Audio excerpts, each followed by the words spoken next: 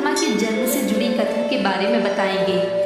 सुंदर चमकीले दिखने वाले चंद्रमा को कई जगह पर देवताओं की तरह पूजा जाता है।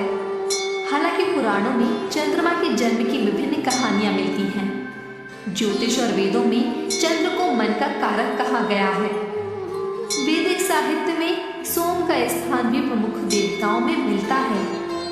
अग्नि, इंद्र, सूर्य आदि देवों के समान ही सोम की स्तुति के मंत्रों की रचना भी ऋषियों द्वारा ही की गई है।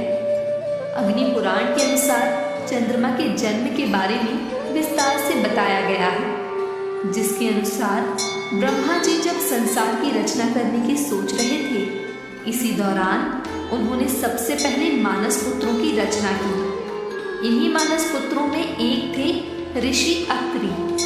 ऋषि अत्रि का विवाह महर्षि कर्दम की कन्या अनुसुईया से हुआ था। देवी अनुसुईया के 3 पुत्र हुए, जो दुर्वासा, दत्तात्रेय एवं सोम नाम से जाने गए। कहा जाता है कि सोम का ही एक नाम चंद्रमा भी है। इसके अलावा चांद, चंद्र, सुधाकर, सुधांशु जैसे अनेक नामों से इन्हें जाना जाता है। कहते हैं जब ब्रह्मा जी सृष्टि का निर्माण कर रहे थे तो उसके विस्तार का काम उन्होंने मानस पुत्र अत्रि को सौंपा, जिसके लिए उन्होंने अनुत्तर नामक तप शुरू किया। तप करते समय एक दिन उनके नेत्रों से कुछ बहुत सी बूंदें टपकी। उसी दौरान सभी दिशाओं में स्त्री का रूप धारण कर पुत्र प्राप्ति की कामना हेतु इन बूंदों को अपने गर्भ में धारण कर लिया। लेकिन अधिक समय तक दिशाएं इस गर्भ को धारण नहीं कर सकी, फिर उसे त्याग दिया। इस त्यागे हुए गर्भ में से एक को भगवान ब्रह्मा जी ने पुरुष रूप प्रदान किया, जिसे चंद्रमा के नाम से जाना गया। माना जाता है कि चंद्रमा के तेज से ही पृथ्वी पर अनेक जीवनदायिनी औषधियां उत्पन्न हुई। ब्रह्मा जी ने चंद्रमा को नक्षत्रों, वनस्पतियों, ब्राह्मण, तप आदि का कार्यभार सौंपा।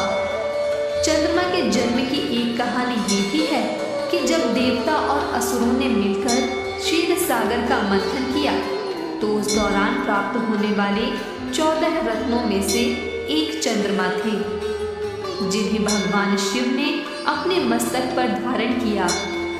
लेकिन विद्वानों का मानना है कि ग्रह के रूप में चंद्रमा की उपस्थिति मंथन से भी पहले थी, क्योंकि जब मंथन का मुहूर्त निकाला गया तो उस समय चंद्रमा और गुरु का शुभ योग बताया गया है।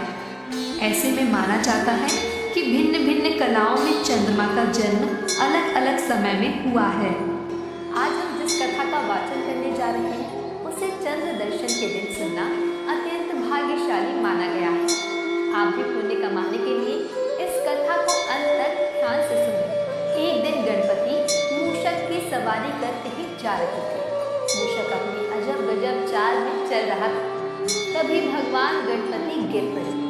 भगवान गणपति को गिरते हुए देख चंद्रदेव को हंसी आ गई।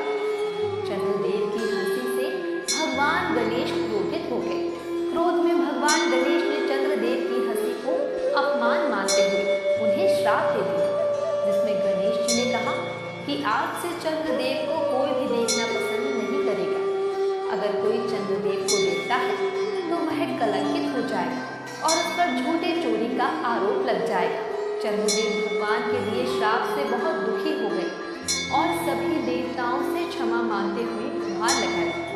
चंद्रदेव की गुहार के बाद सभी देवताओं ने गणपति की पूजा कर चंद्रदेव को दिए श्राप को वापस लेने का आग्रह किया।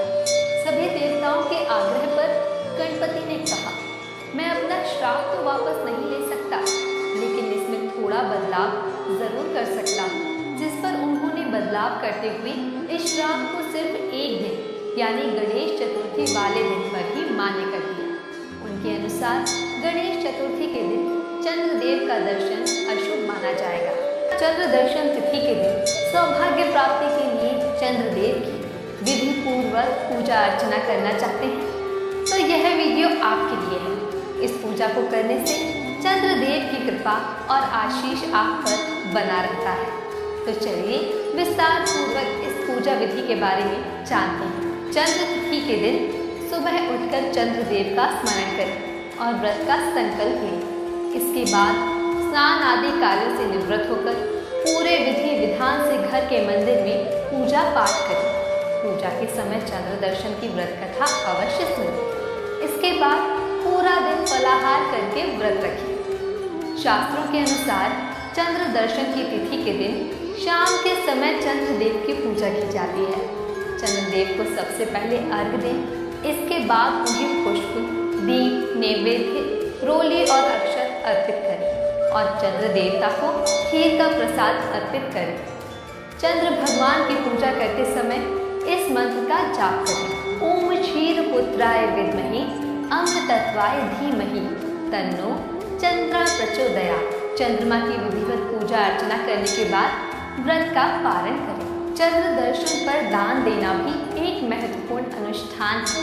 इसके बिना आपका व्रत संपूर्ण नहीं होता। तो इस प्रकार चंद्रदेव की पूजा अर्चना का फल आपको मिलेगा और आपके जीवन में सुख समृद्धि के द्वार खुल जाते हैं। इस दिन व्रत कथा सुनना भी महत्वपूर्ण है।